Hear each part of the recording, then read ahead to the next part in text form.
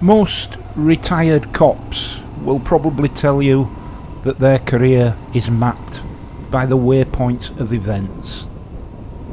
30 years in the life of a big urban force is bound to throw up some high-profile incidents which stand out against the background noise of routine operational turmoil. It's these incidents which serve to order the collective memories of time-served street warriors in blue, who one way or another will have brushed up against some of these events and their aftermath.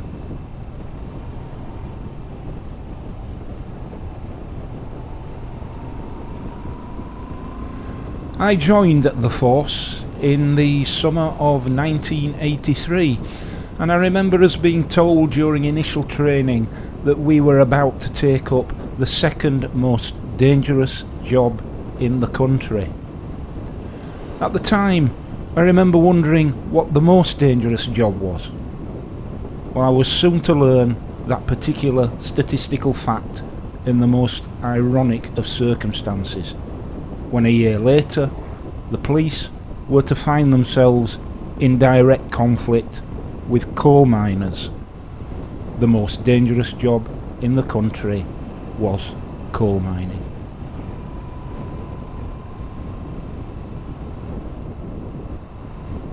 I see it's reported in the news that an inquest is to be held into the so-called Battle of Orgreave, where the most violent of those confrontations between police and miners took place. Injuries were sustained on both sides, some of them serious, as miners fighting to save their jobs and police officers carrying out orders came to blows in that theatre of near medieval conflict. Truncheons, shields and charging horses deployed in an attempt to put down the rock-throwing insurrectionists, each side regarding the other as the enemy. But you can't secure victory over an idea, a belief. And after all, who will not fight for their very livelihood, their very existence?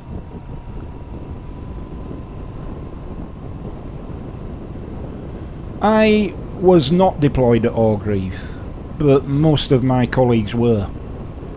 As a new probationary constable, I was retained at division as part of a skeleton service, working long shifts and weeks on duty without a rest day. I did see 2 deployments to the dispute at the Frickley and Bullcliffe collieries, but these were relatively uneventful. Things back at division could though get very challenging.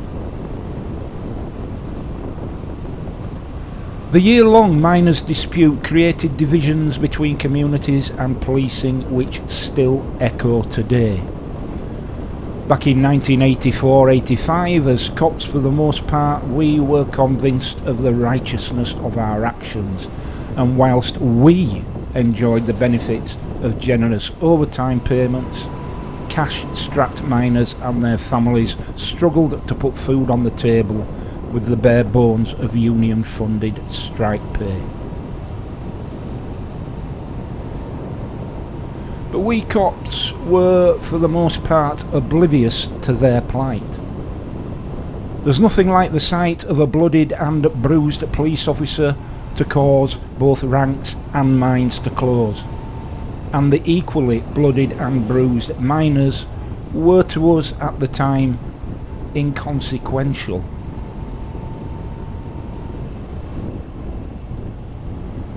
Although I was just 21 years old back then and heavily influenced by my peers, I look back now with shame at what we had been required to do. We had become politicised in the most grotesque way by an ideologically driven government determined to purge our country's proud manufacturing past and replace it with a brave new world of financial services. The miners' dispute became a totemic symbol for the battle of ideologies between a rapaciously reforming government and a well-unionised workforce determined to preserve industry and the standards of living of its members. Where passions ran white hot and things got out of hand, legitimate protest became criminalised as arrests were made and charges laid for the then serious public order offences of affray, violent disorder, unlawful assembly, rout and riot. Common law indictable offences later superseded by statute. When the National Union of Mine Workers were eventually beaten into submission through a combination of prosecution, poverty, strike-breaking Nottinghamshire miners and sheer fatigue, the government celebrated its victory and the inevitable decline of this once proud industry began.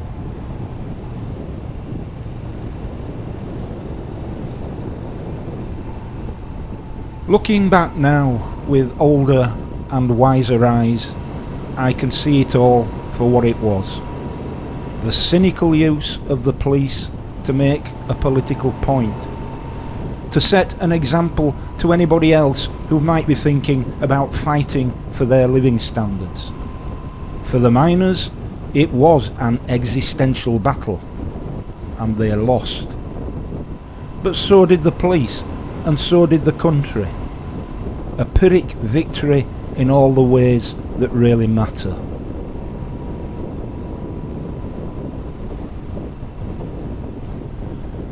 I'm convinced now that if the mining industry had survived, then evolving science and technologies would today have enabled us to produce sufficiently clean burning coal for our power stations that we could easily sustain transitional energy security, equal to or better than the present unreliable and expensive importation of the gas from abroad. The invasion of Ukraine, which spiked energy costs to unprecedented and often unaffordable levels, would have had minimal impact on the United Kingdom, and we would all be in a better place now.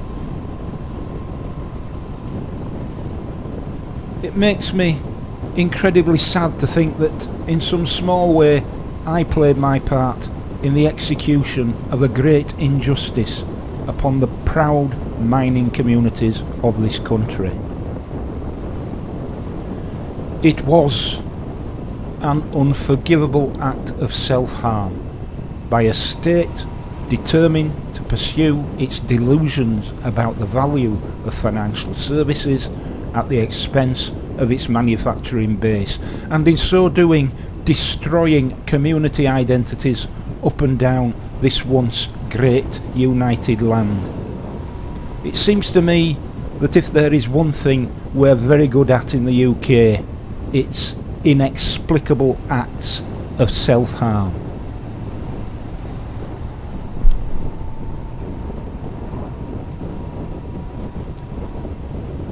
And now, on the back of all of this, we can take pride in the fact that we have no coal and no steel industries to speak of, and have to import what we need, but at least have a wealthy financial sector located in just 1 square mile of the 94,000 square miles which is the UK. And of course, the corporate and banking investment companies have all done so well for us ordinary folk, haven't they? They are all doing very nicely for themselves in the knowledge that the next time when their greed screws us all over, we will be there to bail them out again with our hard-earned pennies.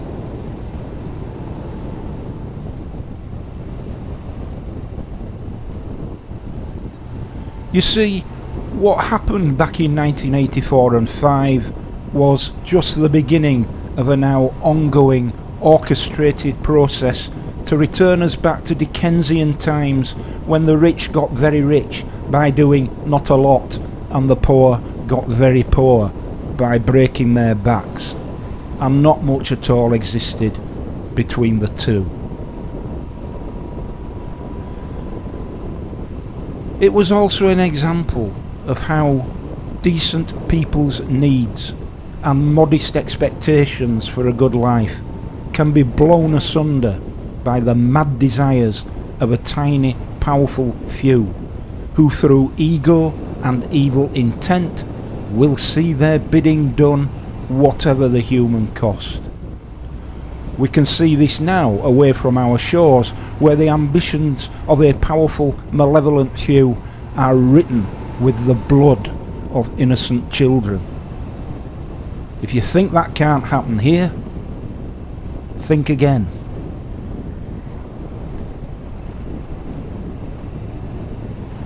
Now, I started by expressing my shame that the police had been used in the 80s to suppress the miners fighting for justice for their families and communities.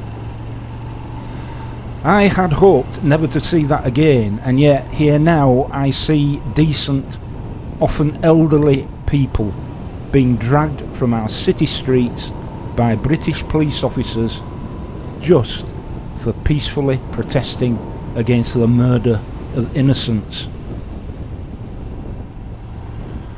Of course, I don't blame those foot soldiers in blue. They're just following orders like we did 40 years ago. I don't even blame the policing high command, because the politicians now, as back then, are their masters. And the day when the police resist the will of democratically elected government, we will enter an even darker place. But none of this makes it right. So I would like to conclude by saying sorry to those communities I played my small part in destroying. Say sorry for the part I ultimately played in bringing about today's hopelessly divided and unequal society. There are many things I'm proud of, but this isn't one of them. I'll say that.